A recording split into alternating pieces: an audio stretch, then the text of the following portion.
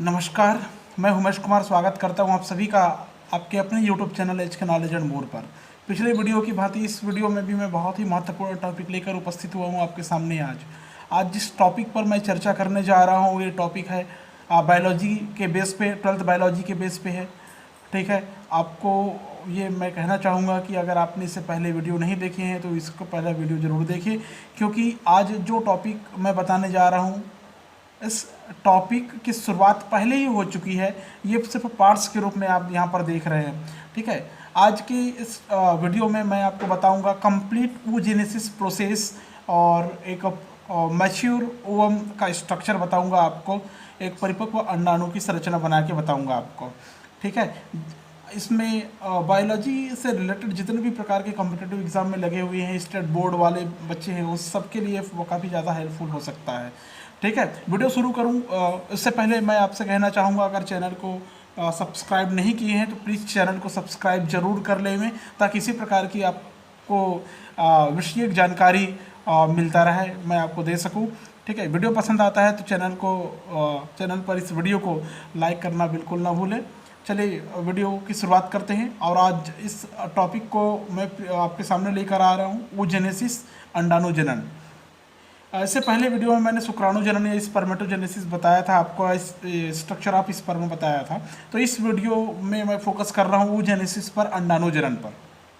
जैसा आप सबको पता है कि मैंने कहा था कि जितने भी प्रकार के बहुकोशिकीय प्राणी हैं, मल्टीसेलुलर ऑर्गेनिज्म है जिनमें सेक्सुअल रिप्रोडक्शन होता है। अगर मेल की बात करते हैं तो उसमें male reproductive organ, male primary sex organ का फॉर्मेशन होता है। ठीक उसी प्रकार फीमेल में भी प्राइमरी सेक्स ऑर्गन का फॉर्मेशन होता है, और फीमेल में भी प्राइमरी सेक्स ऑर्गन का नाम आता है ओवरी या अंडाशय। ओवरी या अंडाशय के अंदर होने वाली एक विशिष्ट प्रक्रिया जिसमें गैमेट या युग्मक का निर्माण होता है वो कहलाता है oogenesis की प्रक्रिया। क्या कहलाता है? oogenesis की प्रक्रिया। ये जो oogenesis है, इसी oogenesis के द्वारा ही अंडाणु का फॉर्मेशन होगा, ओवा का फॉर्मेशन होगा, और यही ओवा बाद में स्पर्म के साथ में फ्यूज होकर फर्टिलाइजेशन क्रिया को संपन्न करेगी। अर्थात ये काफ़ी इंपॉर्टेंस यूनिट है, एक महत्वपूर्ण इकाई है सभी जीवों में प्रजनन की, लैंगिक प्रजनन की। ठीक है, तो देखिए oogenesis क्या होता है। आप सबको पता है कि अंडाशय या ओवरी की जर्मिनल सेल्स के द्वारा अर्धसूत्र विभाजन के फलस्वरूप मियोसिस डिवीजन के द्वारा ओवम बनने की क्रिया को हम लोग अंडाणु जनन कहते हैं। बहुत सिंपल सा डेफिनेशन है इसका।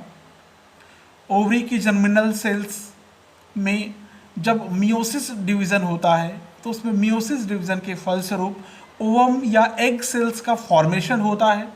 ओवम या एग सेल्स के फॉर्मेशन होने की प्रक्रिया को ही oogenesis कहते हैं या अंडाणु जनन कहते हैं। ठीक है, उम्मीद करता हूँ कि ये डेफिनेशन आपको समझ में आया होगा। कभी कभी पेपर में पूछ देते हैं कि अंडाणु जनन से आप क्या समझते हैं, तो आपको ये डेफिनेशन बताने हैं आपको। ठीक है, अब मैं इसका आगे का कंटेंट शेयर कर रहा हूँ आपसे। ये क्रिया जो होती है काफ़ी लंबे समय तक चलती है, बहुत लंबे समय तक चलने वाली प्रक्रिया होती है।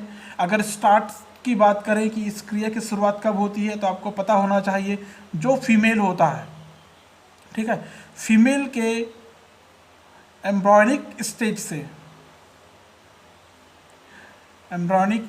से लेकर एवरेजेबल 40 to 45 ईयर के उम्र तक के महिलाओं में देखने को मिलता है, या हो सकता है, या ये प्रक्रिया होती है। कभी कभी ये एक्सटेंड होकर चली जाती है 55 ईयर तक चली जाती है। कहाँ तक चली जाती है? 55 ईयर तक चली जाती है।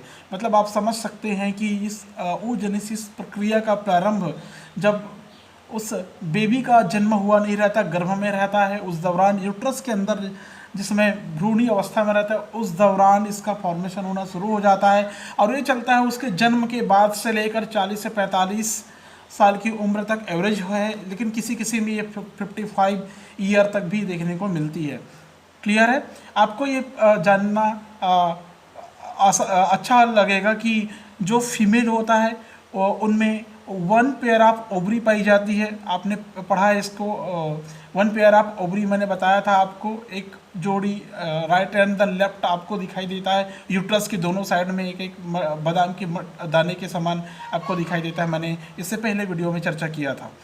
क्लियर है? तो इसमें जो दो ओवरी या क्या बोलते हैं उसको, अंडाशय है, उसमें अगर मैच्योरेशन की बात करें तो केवल एक बार में केवल एक ही अंडाणु परिपक्व होता है या मैच्योर होता है। मतलब फर्स्ट मंथ एक ओवरी या अंडाणु परिपक्व होगा, एक ओवरी का, मतलब जैसे दाहिने राइट हैंड साइड का हुआ तो बाद में अगले मंथ नेक्स्ट मंथ में लेफ्ट हैंड साइड का ओवरी परिपक्व होगा, अर्थात उसमें ओवम मैच्योर होगा। क्लियर है? मतलब ये प्रक्रिया लगातार चलते रहती है। फिर नेक्स्ट मंथ में फिर से पहला वाला परिपक्व होगा। ये प्रक्रिया लगातार इसमें चलते रहती है। ये जो ओवम फॉर्मेशन है ये मेंस्ट्रुअल साइकिल से भी संबंधित होता है, ऋतुस्राव या मादा आर्तव चक्र बोलते हैं, उससे भी संबंधित रहती है। ठीक है, मैं उसको भी बताऊंगा आपको। तो इसके लिए प्रक्रिया की बात करते हैं हम लोग कि प्रोसेस कैसे कैसे होता है, क्या क्या प्रोसेस हमको पढ़ने चाहिए इसमें। तो देखिए क्या प्रोसेस है। ओजेनेसिस के लिए 3 स्टेजेस पाई जाती है, 3 फेजेस पाई जाती है। 3 फेजेस के नाम कुछ इस प्रकार है। फर्स्ट फेजेस आता है प्रोलीफेरेशन स्टेज या फेज, प्रोलीफरेशन फेज। ठीक है, इसको बोलते हैं हम लोग प्रोलीफरेशन फेज को।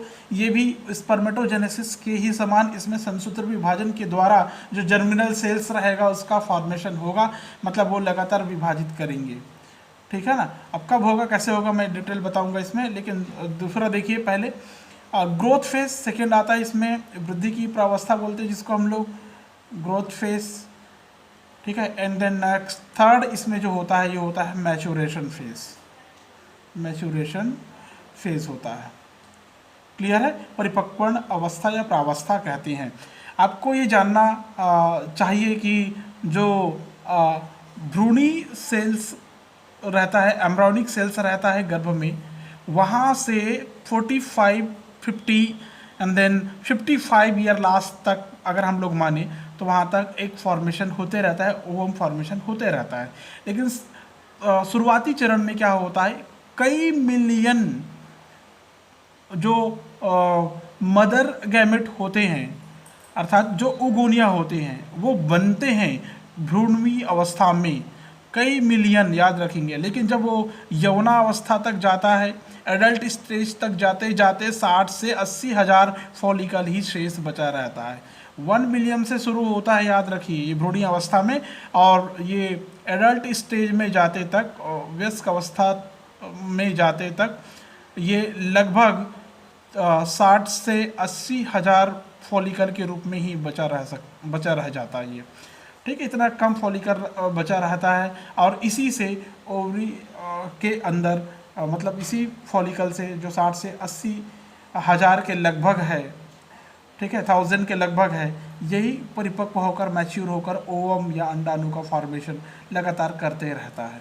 ठीक है, तो ये जो 3 फेजेस है, ये 3 फेजेस को मैं फिर से आरेख द्वारा बताने जा रहा हूँ आपको, तो आरेख जरूर देखेंगे आप लोग। फर्स्ट प्लोरीफरेशन फेज, इसको बोलते हैं हम लोग मैच्योर, इसमें क्या बोलते हैं, मल्टीप्लिकेशन भी कह सकते हो, लेकिन इसमें मल्टीप्लिकेशन नहीं होता। ठीक है, इसमें थोड़ा अलग प्रकार का होता है। देखिए क्या होता है, इस अवस्था में क्या होगा, जो फीमेल फिटस रहता है, अर्थात माँ के गर्भ में जब लगभग एम्ब्रियो जो होता है वो 6 मंथ का होता है ना, भ्रूण, 6 मंथ के भ्रूण को लगभग, तब इस अवस्था के भ्रूण को हम लोग फिटस कहते हैं। ठीक है, मादा फिटस कहते हैं। जब लगभग 6 मंथ का भ्रूण होता है तब इस स्टेज में क्या होता है, इस फेज में होता है, जो ओवरी की जर्मिनल सेल्स होती है, जर्मिनल लेयर होती है, उसकी सेल्स लगातार डिवाइड होती है, और ओवरी की जो कैविटी होती है उसमें बहुत सारे सेल्स बंचेस का निर्माण कर देता है, फॉर्मेशन कर देता है। उन सारे सेल्स बंचेस को मैंने बताया था आपको, ओवरी की स्ट्रक्चर में फॉलिकल कहते हैं, उसको पुटिका कहते हैं, पुटिका का फॉर्मेशन होता है इस अवस्था में। तो पुटिका की जो एक सेल्स रहेगी, इसी अवस्था में थोड़ी थोड़ी बड़ी हो जाती है, जिसे हम लोग ओगोनियम कहते हैं।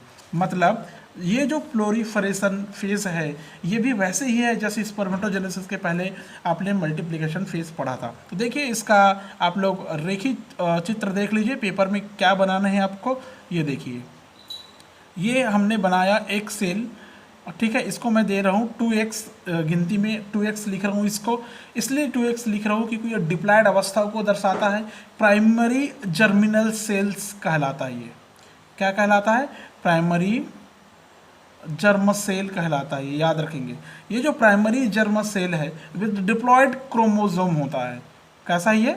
With diploid chromosome, diploid chromosome होता है, याद रखेंगे आप लोग। डिप्लॉयड क्रोमोजोम, द्विगुणित गुणसूत्री अवस्था इसमें उपस्थित रहती है इस प्राइमरी जर्म सेल में। ये लगातार डिवाइड होती है, कई बार विभाजित होती है। ये जो विभाजन की बात करते हैं हम लोग, इसमें समसूत्री विभाजन या माइटोसिस डिवीजन होता है। इसके फलस्वरूप कई कोशिकाओं को ये निर्मित करती है। पहले ये इस प्रकार की 2x है तो 2x, 2n भी आप लिख सकते हैं आपको सुविधा अनुसार, ठीक है। n लिखने की आदत, लेकिन x लिख दिया इसलिए x चल रहा है मेरा, ठीक है। फिर से ये दो भागों में डिवाइड होंगी, ये बनाएगा फिर से 2x, ये बनाएगा 2x, ठीक है। यहाँ पर भी ये 2 से 4 हो जाएंगे, 1 से 2 हुआ, 2 से 4 हुआ। समसूत्री विभाजन के पश्चात इस प्रकार की सेल्स आपको देखने को मिलती है। चूँकि समसूत्री जो विभाजन होता है इसमें मातृ कोशिका के ही समान डॉटर सेल्स का फॉर्मेशन होता है, याद रखेंगे आप लोग। मदर सेल्स के समान ही डॉटर सेल्स का फॉर्मेशन होता है। इस जगह पर जो डिवीज़न हुआ है ये होता है माइटोसिस डिवीज़न, ये याद रखेंगे आप लोग। कौन सा डिवीज़न होता है? माइटोसिस डिवीज़न होता है, समसूत्री विभाजन होता है, या असूत्री विभाजन भी बोल सकते हैं। क्लियर है? इस प्रकार जो सेल्स बनती है विभाजन के पश्चात थोड़ी आकार में बढ़ी रहती है। ये जो फॉलिकल होती है थोड़ी थोड़ी बढ़ जाती है। इन सारे कोशिकाओं को ओगोनियम कहते हैं हम लोग। क्या कहेंगे इसको? ओगोनियम कहते हैं। ओगोनियम कहेंगे इसको, ओगोनिया या ओगोनियम कहते हैं इसको। क्लियर है? ये जो अवस्था आपने अभी देखा, इस अवस्था को कहते हैं प्लोरीफरेशन फेज, ठीक है। एक बार फिर से रिपीट करने जा रहा हूँ आपको। ये उस समय की बात है जब जो बेबी होती है, फीमेल बेबी होती है जो गर्भ में 6 मंथ की होती है, जिसको हम लोग फीटस नाम बताया अभी, फीटस की अवस्था में होती है। उस दौरान इसकी जर्मिनल सेल्स जो होती है वो लगातार विभाजित होती है, सेल्स बंचेस बनाते हैं जिसको फॉलिकल कहते हैं। फॉलिकल की कोशिकाएं इस अवस्था में थोड़ी सी बढ़ जाती है और ये अवस्था कहलाती है ओगोनियम कहलाती है। यहाँ पर ये विभाजन के द्वारा बनी हुई न्यू सेल्स कहलाती है, न्यू सेल्स बन जाती है, ठीक है। इसके बाद में आता है ग्रोथ फेज। ग्रोथ फेज का मतलब ही होता है वृद्धि की अवस्था, ठीक है। ये जो अवस्था होती है ग्रोथ फेज अवस्था होती है। इस समय भी जो फीटस होता है वो माता के गर्भ में रहता है, मतलब जो भ्रूण रहता है माँ के गर्भ में ही रहता है, तभी पूरी हो जाती है ग्रोथ फेज। देखिए बहुत बड़ा कंटेंट आपको मैं शेयर कर रहा हूँ, याद रखिए। इस पूरी प्रक्रिया का आधे से ज़्यादा प्रक्रिया माँ के गर्भ में ही संपन्न हो जाता है बेबी का, याद रखेंगे आप लोग सभी, ठीक है। मतलब जो फीमेल होती हैं जन्म से ही ओवरी लेकर पैदा होती है, याद रखेंगे आप लोग।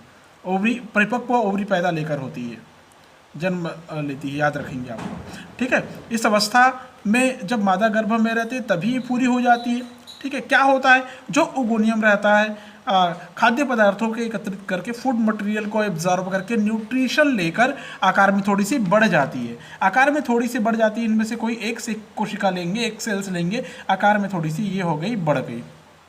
इस आकार में बढ़ी हुई न्यू सेल्स को हम लोग कहते हैं प्राइमरी oocyte कहते हैं। क्या कहेंगे? प्राइमरी oocyte कहते हैं, ठीक है। ये हो गया प्राइमरी oocyte, प्राथमिक oocyte बोलते हैं इसको। क्लियर है? प्राथमिक oocyte का निर्माण होता है ग्रोथ फेस में। ग्रोथ फेस ज़्यादा डिटेल जाने की जरूरत नहीं है, बस समझ लीजिए कि खाद्य पदार्थों फूड मटेरियल को एब्जॉर्ब करके आकृति में आकार में थोड़ा सा बढ़ जाती है। क्लियर है? प्राइमरी oocyte बनता है ग्रोथ फेस के दौरान, ठीक है। अब आता है थर्ड स्टेज, जिसको हम लोग कहते हैं थर्ड फेज, मैच्योरेशन फेज कहते हैं इसको, परिपक्वन प्रावस्था के नाम से जाना गया है, ठीक है। तो ये होता है बेबी के जन्म के बाद, बेबी के जन्म के बहुत बाद शुरू होता है। ऊपर की 2 स्टेज तो है जो माँ के गर्भ में ही संपन्न हो जा रहा है, लेकिन जो बाद की तीसरी स्टेज है, तीसरी फेजेस है ना, ये जन्म के बाद शुरू होता है, मैचुरेशन फेज होता है। इस फेज में क्या होता है, इन फीमेल में जब वो 11 to 13 ईयर्स कंप्लीट कर लेती हैं तब से लेकर, तो इसमें आपको पता होना चाहिए 11 to 13 ईयर से शुरू होता है, ठीक है, से लेकर मैंने बताया था 40 to 45 और ईयर केसेस में 55 तक। तो मैं इसको मानता हूँ 45 to 55 ईयर तक, ऐसा इसको ऐसा समझ लीजिए इसको। इस उम्र तक ये परिपक्वन प्रावस्था होते रहती है। इस अवस्था में क्या होता है, जो प्राइमरी oocyte बना हुआ है ये इसमें 2 बार डिवीज़न होता है। प्राइमरी oocyte 2 बार डिवाइड होती है और 2 बार डिवाइड होकर एक मैच्योर ओवम का फॉर्मेशन करती है। अर्थात इस अवस्था में क्या होगा, जो थर्ड फेज आप पढ़ रहे हैं इसमें जो प्राइमरी oocyte है, प्राइमरी oocyte में 2 बार डिवीज़न होगा। दोनों बार जो डिवीज़न होगा वो रिडक्शन डिवीज़न या न्यूनकारी डिवीज़न या म्यूसिस डिवीज़न के रूप में होगा, ठीक है। नाम 2 प्रकार के हैं उसको। जब इसमें फर्स्ट मैचुरेशन डिवीज़न होता है तो इसमें जो प्राइमरी oocyte है वो ग्राफियन फॉलिकल के अंदर, ये जो प्रक्रिया हो रही है ग्राफियन फॉलिकल के अंदर हो रही है। मैंने ओवरी की स्ट्रक्चर में बताया था डिम पुटक के बारे में, ठीक है।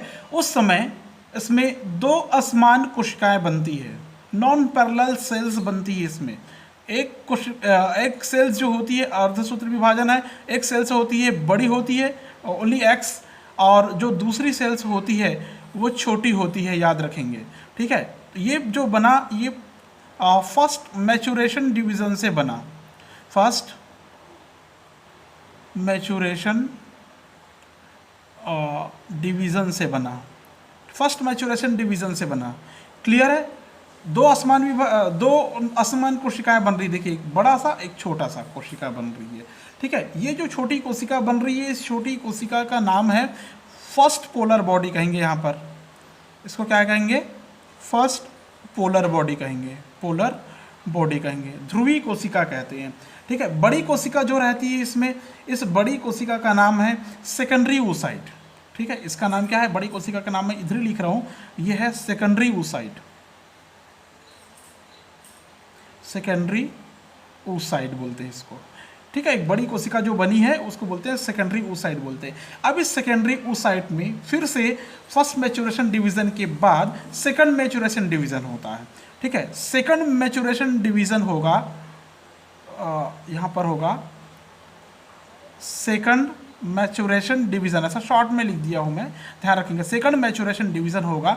जब ये सेकंड मैचुरेशन डिवीज़न इधर होता रहता है तब कभी कभी क्या होता है, ये जो फर्स्ट पोलर बॉडी है ये 2 और पोलर बॉडी में कन्वर्ट हो जाता है, तो टोटल 3 पोलर बॉडी यहाँ पर बन जाती है, ठीक है। ये भी पोलर बॉडीज है, सेकंड फर्स्ट सेकंड थर्ड ऐसा मानेंगे आप, ये भी पोलर बॉडीज़ में कन्वर्ट हो जाती है, मतलब और पोलर बॉडी में कन्वर्ट हो जाती है। याद रखेंगे, जो प्रथम ध्रुवीकाय रहता है विभाजित होकर इस दौरान फिर से द्वितीय ध्रुवीकाय में कन्वर्ट हो जाती है। इस दौरान कुल कितने पोलर बॉडीज़ बन रहे हैं, 3 पोलर बॉडीज़ बन रहे हैं, ठीक है। अब यहाँ पर जब सेकंड मैचुरेशन डिवीज़न होता है, सेकंड मैचुरेशन डिवीज़न के बाद भी एक बड़ी सेल्स का फॉर्मेशन होती है, एक बड़ी कोशिका बनती है और यहाँ से फिर एक छोटी कोशिका बनती है। क्लियर है, समझ में आया। तो फर्स्ट पोलर बॉडी इधर बना था फर्स्ट मैचुरेशन डिवीज़न में, अब सेकंड पोलर बॉडी इधर बना, ये हो गया second polar body, second maturation division के पश्चात बना, ठीक है। इसमें भी ये जो एक सेल्स है ये काफ़ी बड़ी होती है, ठीक है, और जो दूसरी सेल्स है वो छोटी रहती है। जो बड़ी सेल है यही बाद में विकसित होकर या क्या बोलते हैं ये कन्वर्ट हो जाएगी मैच्योर ओवम में। किस में कन्वर्ट हो जाएगी, मैच्योर ओवम में कन्वर्ट हो जाएगी, मतलब इसी का नाम है मैच्योर ओवम, ठीक है। अब क्या होता है, जो फर्स्ट मैचुरेशन डिवीज़न के पश्चात फर्स्ट पोलर बॉडी मतलब पोलर बॉडी बना था और सेकंड मैचुरेशन डिवीज़न के बाद जो पोलर बॉडी बना था, ये पोलर बॉडी ये इसलिए डिवाइड होती है यहाँ पर दूसरी बार ताकि ओवम को न्यूट्रिशन भरपूर मिल सके, पर्याप्त मात्रा में पोषक पदार्थ मिल सके। इसलिए ठीक है। सेकंड मैच्योरेशन डिवीजन जो होता है फर्टिलाइजेशन के थोड़ा सा पहले, थोड़ी देर पहले ओविडक्ट में होता है, अंडवाहिनी में होता है। क्लियर है। यहाँ पर मैं ये बताना भूल गया था कि जो प्राइमरी oocyte बना है ग्रोथ फेस में, यहाँ पर जो अच्छा बताया सेकेंडरी oocyte बनता है, बताया, सॉरी इट्स माय मिस्टेक, मुझे याद नहीं था कि मैंने बताया है। सेकेंडरी oocyte बनता है, सेकेंडरी oocyte से मैच्योर ओवम का फॉर्मेशन हो जाता है। क्लियर है। और पोलर बॉडीज 3 बनती है, क्लियर है। वो डिवाइड होने का कारण मैंने बताया है कि जो ज़्यादा बार डिवाइड होती है तो ज़्यादा मात्रा में पोषण मिलती है ओवम को, अंडाणु को ज़्यादा मात्रा में पोषण मिलता है। तो ये जो स्टेज अभी आपने लास्ट में पढ़ा, इस स्टेज का पूरा का नाम आता है, इसको बोलते हैं हम लोग मैच्योरेशन फेज बोलते हैं। इसको क्या बोलते हैं? इसको मैच्योरेशन फेज बोलते हैं। बहुत सिंपल है, बहुत अच्छे से इसको तैयार कर लीजिए आप लोग। उम्मीद करता हूँ कि आपको ये सारी चीज़ें क्लियरली समझ में आया होगा। क्लियर है। मैंने सारी चीज़ें इसमें स्पष्ट कर दिया। फर्स्ट मैच्योरेशन डिवीज़न यहाँ हुआ था, सेकंड मैच्योरेशन डिवीज़न यहाँ हुआ, 2 नई सेल्स बनी, इसमें से जो बड़ी सेल है वो मैच्योर ओवम में कन्वर्ट हो जाती है, मैच्योर ओवम बनाती है, और ये जो लास्ट में जो छोटी कोशिका बनती है सेकंड पोलर बॉडी के रूप में रहती है। ठीक है। आपको जानना चाहिए कि यही पोलर बॉडी बाद में जो आर्तव चक्र होता है, मेंस्ट्रुअल साइकिल होता है, उस दौरान इसमें से कुछ कोशिकाएं वेस्ट ब्लड के रूप में, वेस्ट मटेरियल के रूप में शरीर से बाहर निकलती है, डिस्चार्ज होती है, याद रखेंगे आप लोग। ठीक है। तो ये पूरी प्रक्रिया होगा, ये हो गया क्या बोलते हैं इसको, स्टेजेस ऑफ oogenesis, अंडाणु जनन की अवस्था या अंडाणु जनन की प्रावस्था हो गया। ठीक है। अब मैं आपको बताने जा रहा हूँ mature structure of a mature ovum. ठीक है। एक ओवम की संरचना मैं बताने जा रहा हूँ, ध्यान से देखेंगे। देखिए, एक परिपक्व ओवम का स्ट्रक्चर मैं आपको एक्सप्लेन करने जा रहा हूँ, इसको भी आप ध्यान से देखेंगे। ठीक है। जब ये पूरी तरह से परिपक्व हो जाता है तो ये दिखाई कैसे देता है? ठीक है ना। मतलब मैं आज 2 पॉइंट को क्लियर कर रहा हूँ। एक oogenesis मैंने क्लियर कर दिया है, अब सेकंड मैं बता रहा हूँ structure of ovum. Structure of ovum, एक अंडाणु की संरचना। कौन सी अंडाणु है? मैच्योर ओवम की स्ट्रक्चर मैं बताने जा रहा हूँ आपको। देखिए, ह्यूमन का जो ओवम होता है वो अदर मैमल्स के समान ही गोल होगा। ठीक है। नॉन मूवेबल होगा, मतलब अचल प्रकृति के होंगे। ठीक है। एलिसीथल होगा। ठीक है। मैं इसके कुछ सिम्टम्स, कुछ करैक्टर लिख देता हूँ जो पेपर में कई बार पूछा गया है। ठीक है ना। दूसरे स्तनियों के समान ये कैसा है? गोल है, सर्कुलर है। ठीक है। नॉन मूवेबल है, अचल है। ठीक है। इसमें योग अब्सेंट होता है, अर्थात YOL के योग अब्सेंट होता है। ये जो योग अब्सेंट होता है इस अवस्था को कहते हैं एलिसीथल बोलते हैं इसको। अपितकी बोलते हैं हिंदी में ना, अपितकी बोलते हैं, मतलब इसमें पीतक अब्सेंट होता है इसलिए इसको अपितकी बोलते हैं। ठीक है। लेकिन इसमें जो साइटोप्लाज्म होता है वो काफ़ी ज़्यादा मात्रा में भरा हुआ मिलेगा आपको एक ओवम के अंदर। साइटोप्लाज्म पर्याप्त रूप में भरा हुआ मिलेगा। ठीक है। अब आइए स्ट्रक्चर शुरू करते हैं। ठीक है। बीचों बीच आपको जो दिखाई देता है एक ओवम में, एक परिपक्व, एक मैच्योर ओवम में कुछ इस प्रकार के स्ट्रक्चर में दिखाई देगा। ठीक है। ये जो स्ट्रक्चर मैं बनाया आपको सबसे अंदर, ये कहलाता है कोशिका द्रव्य के मध्य में, साइटोप्लाज्म के मिडल में एक बड़ा सा एक हैप्लॉइड न्यूक्लियस प्रेजेंट होता है। कैसा न्यूक्लियस प्रेजेंट होता है? हैप्लॉइड न्यूक्लियस प्रेजेंट होता है। याद रखना, जो मैच्योर ओवम बनता है ये हैप्लॉइड होता है। ठीक है। जर्मिनल सेल के बारे में आपने शुरू में सुना था कि ये डुप्लॉइड प्रकार के उसमें क्रोमोसोम प्रेजेंट होता है, लेकिन बाद में जो न्यू सेल्स बनता है वो हैप्लॉइड होता है, ये ध्यान रखेंगे। तो न्यूक्लियस कैसा है? हैप्लॉइड है। ठीक है। चारों तरफ क्या रहता है? साइटोप्लाज्म या कोशिका द्रव्य से घिरा हुआ रहता है। ठीक है। अब देखिए इसके स्ट्रक्चर में कहाँ पर थोड़ा सा चेंज होता है। ये जो चारों तरफ जो साइटोप्लाज्म इसमें जो भरा होगा, कोशिका द्रव्य जो भरा होगा, इस कोशिका द्रव्य के चारों तरफ आपको कुछ विशेष प्रकार की झिल्लुनुमा संरचना में कोशिका का स्ट्रक्चर मिलेगा, कोशिका का संरचना मिलेगा। ठीक है। उस संरचना को कहते हैं, अंदरूनी संरचना का नाम है जोना पेलोसिडा का लेयर। मतलब पूरा का पूरा ओवम या अंडाणु एक सेक्रेटरी ट्रांसपेरेंट एसेल्यूलर मेम्ब्रेन से घिरा रहता है। कैसा, कौन सा मेम्ब्रेन? वो ट्रांसपेरेंट है, पारदर्शी है, पारदर्शक है, ठीक है, सिक्रेटरी प्रकृति के है, नेचर के है, स्रावी प्रकृति के हैं, एसेल्यूलर अकोशिकी है, मेम्ब्रेन लाइक स्ट्रक्चर है, मतलब मेम्ब्रेन के समान होता है, और उस स्ट्रक्चर का नाम आता है जोना पेलुसिडा। ठीक है, उस स्ट्रक्चर का नाम क्या है? Zona pellucida. तो मैं अंदर आपको एक स्ट्रक्चर बना के बता रहा हूँ, जोना पेलुसिडा। ये हो गया आपका इस प्रकार का, मैं समझ लीजिए ये साइटोप्लाज्म है। इसके अंदर कुछ इस प्रकार की संरचना में आपको दिखाई देगा।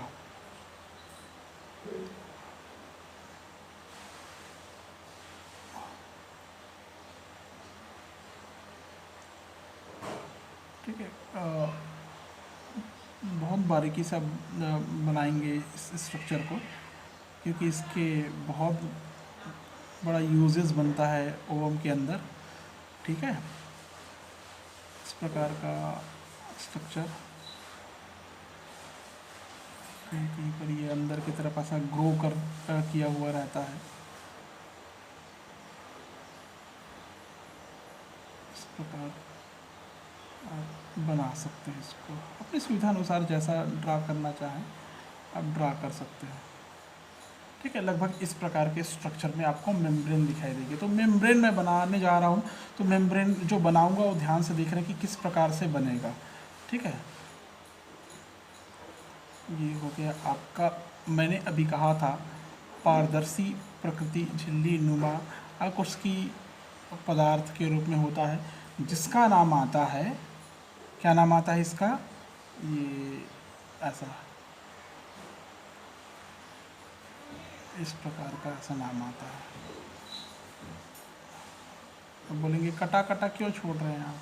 तो इसका डायग्राम बनाने के तरीके में ये आता है, और क्यों कट रहा है वो समझ में आ जाएगा अभी थोड़ी देर में। ठीक है, तो देखिए ये लगभग स्ट्रक्चर हमारा बन के तैयार हो रहा है। इस लेयर का नाम मैंने अभी बताया था, इसका नाम है जोना पेलुसिडा का लेयर। ठीक है ना, कौन सा लेयर है ये? जोना पेलुसिडा का लेयर। और यहाँ पर जो इस गेप को मैंने जो छोड़ा है, यहाँ पर आप इस प्रकार की स्ट्रक्चर बनाएंगे, ये ऐसा। ठीक है, ये इस प्रकार की ऐसी कलिका नुमा संरचना। ठीक है, सबका नाम मैं बता रहा हूँ थोड़ी देर में। ये हो गया आपका लेयर, इस प्रकार की स्ट्रक्चर में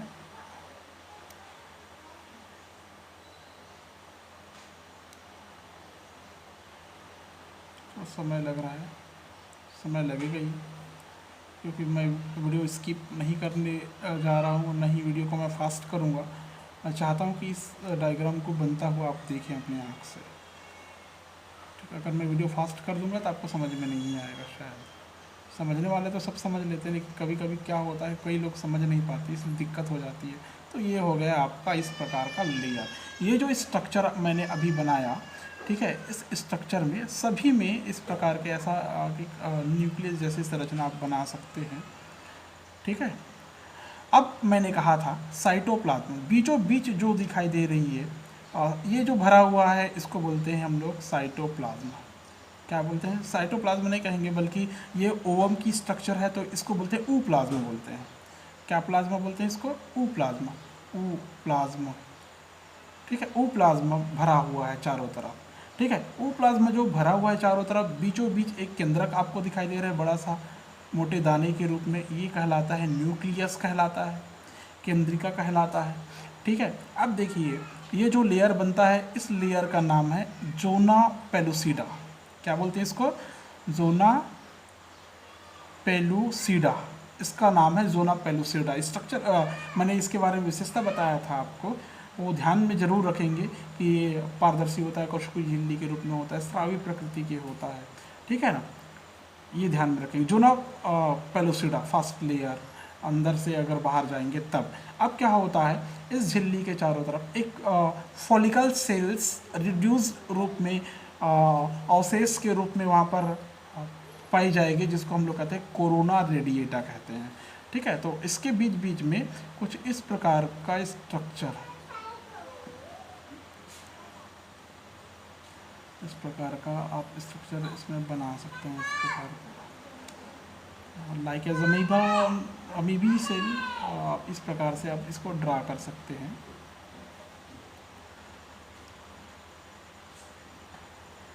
इस प्रकार से ज़्यादा कोई विशेष बड़ा स्ट्रक्चर नहीं है ये, लेकिन बनाते समय थोड़ा सा ये इस प्रकार से आप इसको ड्रा कर सकते हैं। ठीक है,